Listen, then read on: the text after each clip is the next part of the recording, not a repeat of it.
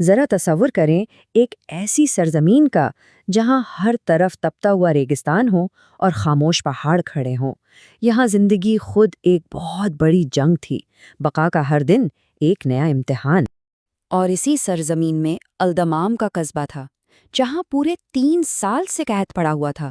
سوچئے، 3 سال! آسمان نے پانی کی ایک بوند تک برسانے سے انکار کر دیا تھا۔ ندیاں بس دھول کی لکیریں بن کر رہ گئی تھیں، اور زمین پیاس سے جگہ جگہ سے پھٹ چکی تھی۔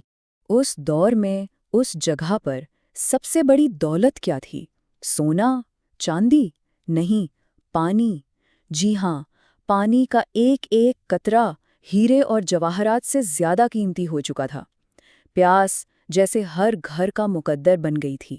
لیکن کہتے ہیں نا، ہر اندھیرے میں کہیں نہ کہیں روشنی کی ایک کرن ضرور ہوتی ہے۔ اس گہری مایوسی میں وہ کرن تھا رحیم نامی ایک نوجوان۔ اس نے اپنے والد سے کیا ہوا ایک وعدہ نبھانے کے لیے اپنی سب سے قیمتی چیز یعنی پانی سب میں مفت بانٹنے کا فیصلہ کیا۔ اس پوری پیاسی سرزمین میں اگر کہیں زندگی کی کوئی رمق باقی تھی تو وہ تھا رحیم کا آبائی کنواں، اور اس کنویں سے بھی زیادہ گہری رحیم کے دل میں اس کے والد شیخ جمال کی آخری وصیت محفوظ تھی۔ تو اس کہانی کے کردار کون کون ہیں؟ ایک طرف ہے ہمارا ہیرو رحیم، جسے لوگ محبت سے پانی والا فرشتہ کہتے تھے۔ اس کے والد شیخ جمال ایک انتہائی نیک انسان تھے، لیکن دوسری طرف تھا اس کا اپنا لالچی چچا میرواز خان، اور اس کے 2 ظالم بیٹے شاکا اور راکا، جن کی بری نظریں ہر وقت اس کنویں پر لگی رہتی تھیں۔ یہ وہ الفاظ تھے جو رحیم کے والد نے مرتے وقت کہے تھے، اور یہ صرف الفاظ نہیں تھے، یہ رحیم کے لیے ایک مقدس عہد بن چکے تھے، ایک ایسا اصول جو اس کی روح میں بس گیا تھا۔ لیکن جہاں نیکی ہوتی ہے وہاں آزمائش بھی آتی ہے، اکثر انسانوں کی شکل میں، اور رحیم کی آزمائش اس کے اپنے گھر سے آئی، ایک ایسے دھوکے کی صورت میں جس نے پوری کہانی کا رخ ہی بدل کر رکھ دیا۔ ایک شام میرواس اپنے بیٹوں کو ساتھ لے کر رحیم کے پاس آیا۔ اس کے چہرے پر اتنی بناوٹی ہمدردی تھی کہ کوئی بھی دھوکہ کھا جائے۔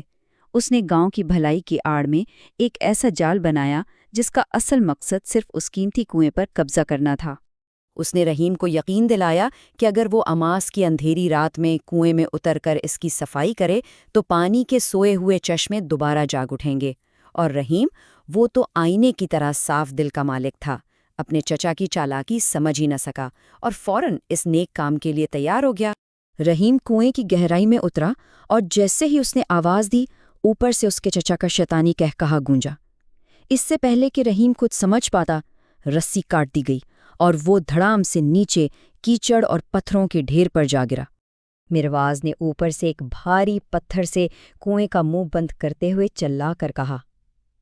یہ وہ آخری الفاظ تھے جو رحیم کی قسمت پر مہر لگا رہے تھے، اسے زندہ دفن کر رہے تھے۔ اب سوچیں، گہرا اندھیرا، دم گھٹتا ہوا ماحول اور موت کا سناٹا۔ جب رحیم ہر امید کھو چکا تھا، تب ہی اس کہانی نے زمینی ظلم سے نکل کر ایک مافوق الفطرت، ایک بالکل نیا موڑ لیا۔ اسی اندھیرے میں اسے کیچڑ میں دبی ایک ہلکی سی چمک نظر آئی۔ یہ ایک عجیب سی گڑیا تھی جو کسی شفاف چیز سے بنی تھی اور جگنو کی طرح چمک رہی تھی۔ لیکن سب سے خوفناک بات یہ تھی کہ اس کے جسم میں لوہے کی 7 بڑی بڑی کیلیں تھوکی ہوئی تھیں۔ اپنی تکلیف، اپنے زخم، سب کچھ بھول کر رحیم کو اس بے جان چیز میں ایک عجیب سا درد محسوس ہوا۔ اس نے اپنی آخری بچی کھچی طاقت جمع کی اور ایک ایک کر کے وہ 7 کیلیں اس گڑیا کے جسم سے نکال دیں۔ جیسے ہی آخری کیل نکلی، ایک زوردار دھماکہ ہوا اور ہر طرف نیلی روشنی پھیل گئی۔ جسے رحیم نے آزاد کیا تھا وہ کوئی عام گڑیا نہیں تھی، بلکہ وہ پانی کی ملکہ جنمل تھی، جسے ایک ظالم آتشی جن نے جادو سے اس گڑیا میں قید کر دیا تھا۔ رحیم کا یہ بے لوث عمل اس کی اپنی نجات کا راستہ بن گیا۔ جمل نے رحیم کو بتایا کہ کنویں پر ایک آتشی جن کا جہنمی تالا لگا ہے، اور اس لعنت کو صرف ایک انسان ہی توڑ سکتا ہے۔ اپنے گاؤں والوں کی خاطر رحیم نے پاتال لوک میں جا کر اس لعنت کو توڑنے کا خطرناک سفر شروع کیا۔ لیکن یہ سفر آسان نہیں تھا۔ اسے آگ کے ٹھکانے میں داخل ہونا تھا، ایک جلتے ہوئے پل کو پار کرنا تھا، ایک خوفناک عفریت یعنی جن کا سامنا کرنا تھا، اور آخر میں اس جہنمی تالے کو توڑنا تھا جس نے پانی کا راستہ روک رکھا تھا۔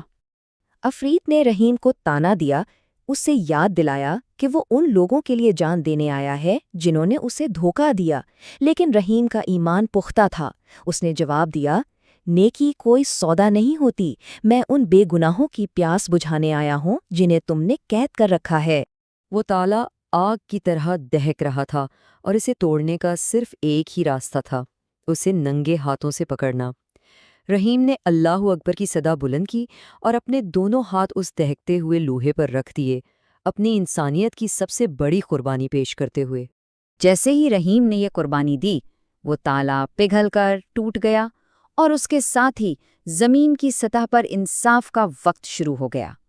وہ پانی جسے قید کیا گیا تھا اب آزاد تھا اور ہر ظلم کا حساب لینے کو تیار تھا۔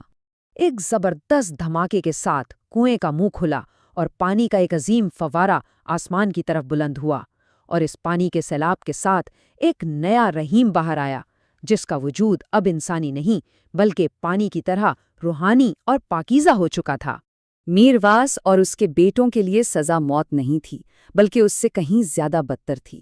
انہیں عذاب تانتلوس دیا گیا، ایک ایسی سزا جہاں انسان اس چیز سے گھرا رہے جس کی اسے سب سے زیادہ طلب ہو، لیکن وہ اسے کبھی حاصل نہ کر سکے۔ رحیم کی خاموش نگاہ ہی کافی تھی۔ اس کے اشارے پر پانی ایک زندہ مخلوق کی طرح ان تینوں کے گرد جمع ہو گیا۔ پانی ان کے ہونٹوں تک آتا، مگر جیسے ہی وہ پینے کی کوشش کرتے، پانی پیچھے ہٹ جاتا۔ یہ قدرت کا انتقام تھا جو انہیں زندہ رہتے ہوئے جہنم کا عذاب دے رہا تھا۔ تو یہ کہانی ہمیں ایک گہرے سوال پر چھوڑ جاتی ہے کہ لالچ اور ظلم کا راستہ انسان کو ایسی منزل پر لے جاتا ہے جہاں نعمتیں چاروں طرف ہوتے ہوئے بھی اس کے نصیب میں نہیں ہوتیں۔ یہ کہانی یاد دلاتی ہے کہ اصل برکت دولت میں نہیں بلکہ نیت اور عمل میں چھپی ہوتی ہے۔